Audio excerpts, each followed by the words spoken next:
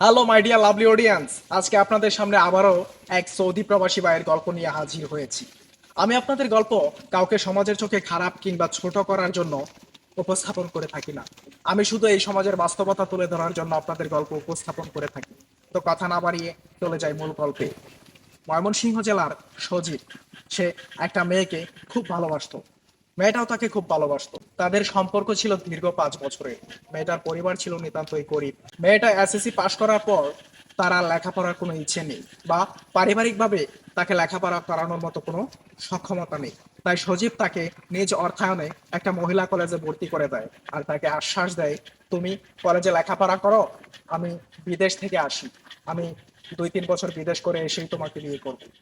এই বলে সজীব নিজ দেশ ত্যাগ করে দূর প্রবাসে পাড়ি জমায়। সজীব এখন 2 বছর যাবৎ সৌদি প্রবাসী। আর এদিকে মেয়েটা কলেজে 2-3 মাস যেতে না যেতেই সজীবকে ব্লক করে দেয়। সজীবের সাথে আর কোনো যোগাযোগ নেই। সজীব ভেঙে পড়ল। কি হলো প্রিয় তোমার? 5 বছরের একটা সম্পর্ক, আর এভাবে কেউ কাউকে ব্লক করে দেয় না বলে? এটা হতেই পারে না।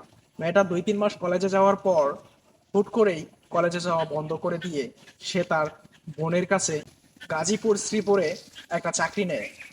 এই বিষয়টা সজীব দীর্ঘ 1 মাস পর জানতে পারে। আর তখন মেয়েটার সাথে সজীব কথা বলে যে, তুমি যে চাকরিতে গিয়েছো, তুমি কি আমাকে কখনো বলেছো যে তোমার চাকরি করা প্রয়োজন? তোমার যা কিছু প্রয়োজন হতো আমি দিতাম, তাহলে তুমি কেন চাকরিটা নিবে? আর এমত অবস্থায় আমার ফ্যামিলিও তো তোমাকে মেনে নেবে না। আমার বাবা মালয়েশিয়া প্রবাসী, আমি সৌদি প্রবাসী। তোমার কেন চাকরি করতে হবে, তাও আর গার্মেন্টস এর মতো একটা চাকরি? কেন প্রয়োজন তোমার? মেয়েটা কোনো উত্তর দিল না।